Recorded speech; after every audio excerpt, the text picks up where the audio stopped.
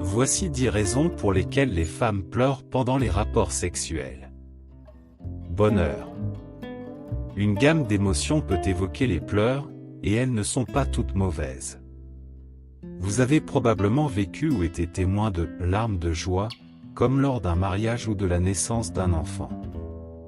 La même chose peut arriver pendant ou après un rapport sexuel. Peut-être que vous êtes éperdument amoureux, ou peut-être que vous venez d'avoir le meilleur sexe de tous les temps. Si vous n'avez pas eu de relation sexuelle depuis un certain temps ou si vous l'avez anticipé depuis longtemps, ces sentiments peuvent être encore plus intenses. Être dépassé par le scénario. Avez-vous été totalement perdu dans l'instant? Étiez-vous en train de jouer un rôle ou de fantasmer pendant les rapports sexuels? Ces scénarios peuvent faire monter la tension et créer des montagnes russes émotionnelles. Vous avez peut-être rapidement rebondi de l'anticipation à la peur et à l'extase avant de retomber sur terre. Les larmes peuvent signifier que vous êtes simplement submergé par le frisson de tout cela.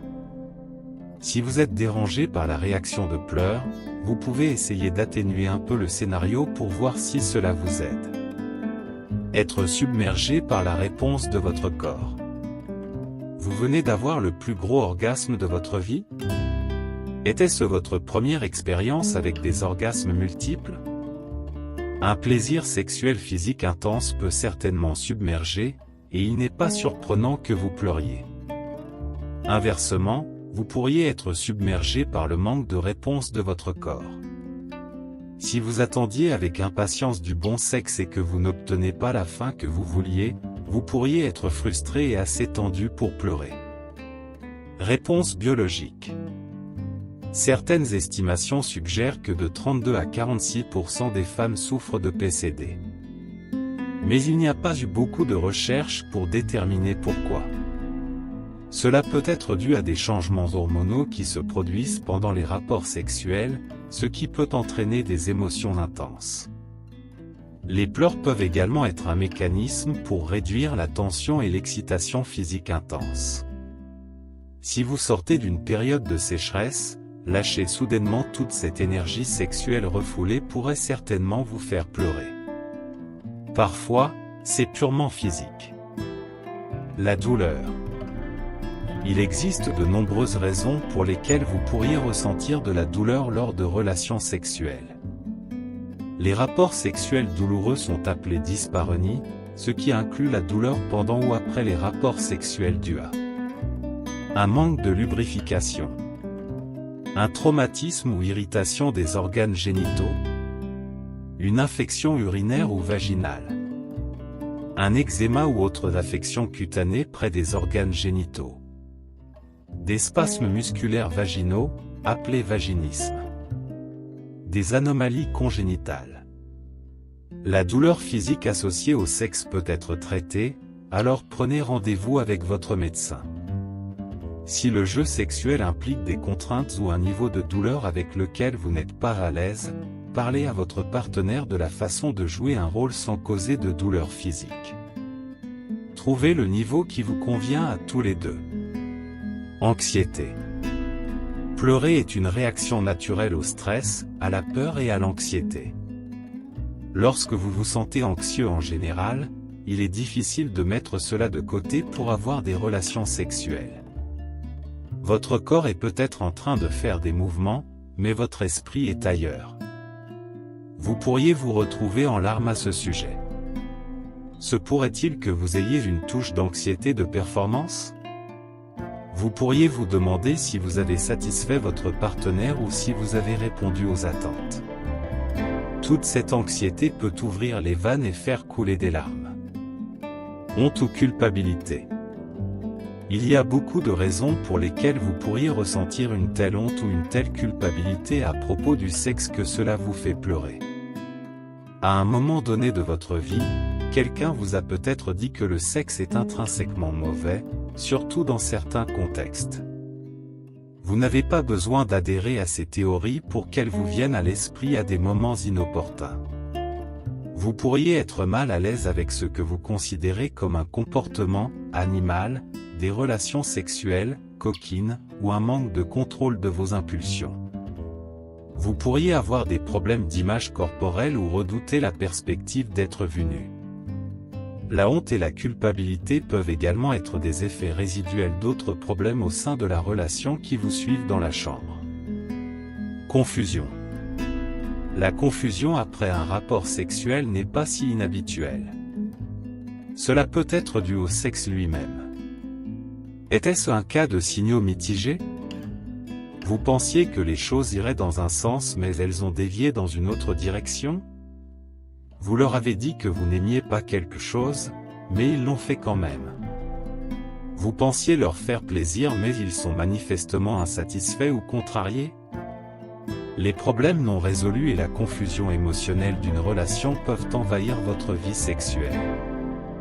Vous pourriez avoir des idées différentes sur l'état de la relation ou sur ce que l'autre personne ressent vraiment pour vous. Le sexe ne tourne pas toujours bien. Parfois, l'un d'entre vous ou les deux sont confus et déçus. La dépression. Si vous pleurez fréquemment, cela pourrait être un signe de dépression ou d'un autre problème de santé mentale qui devrait être traité.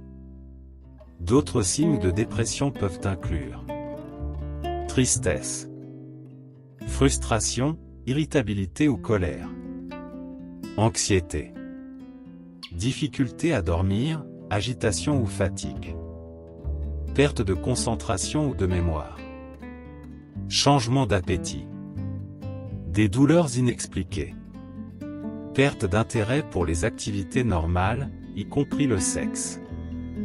Le taux de PCD est plus élevé chez les personnes souffrant de dépression postpartum.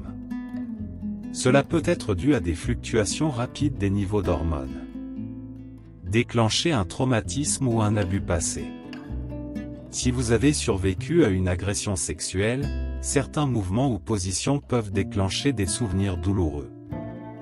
Cela peut vous faire vous sentir particulièrement vulnérable et les larmes seraient une réaction compréhensible. Si cela est devenu un problème fréquent, vous voudrez peut-être faire une pause dans vos relations sexuelles. Envisagez de consulter un thérapeute qualifié qui peut vous aider à développer vos capacités d'adaptation. Que faire si tu pleures? En cas de douleur physique ou d'inconfort juste avant, pendant ou après un rapport sexuel, consultez un médecin. De nombreuses causes de ce type de douleur sont traitables. Sinon, réfléchissez aux raisons des pleurs. Voici quelques questions à vous poser sur le moment. Était-ce juste quelques larmes perdues ou étais-je vraiment en train de pleurer? Cela vous a-t-il semblé physique ou émotionnel? Qu'est-ce qui m'est passé par la tête quand ça a commencé? Mes pensées étaient-elles agréables ou dérangeantes? Étais-je en train de revivre un événement ou une relation violente?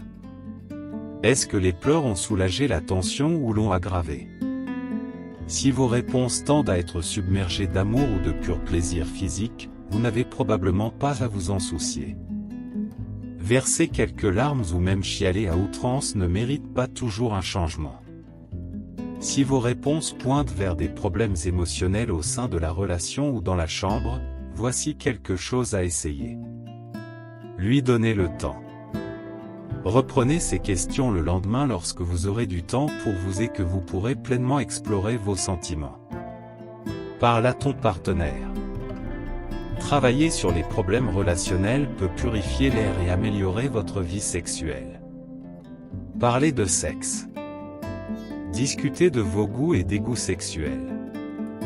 Veillez à ne pas critiquer, mais à encourager le partage de sentiments et d'idées dans le but d'enrichir vos expériences sexuelles.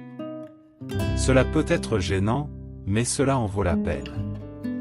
Si ce processus provoque un traumatisme douloureux ou des émotions non résolues, ne rejetez pas les pleurs comme sans importance. Chez hommes, que faire si votre partenaire pleure pendant les rapports sexuels?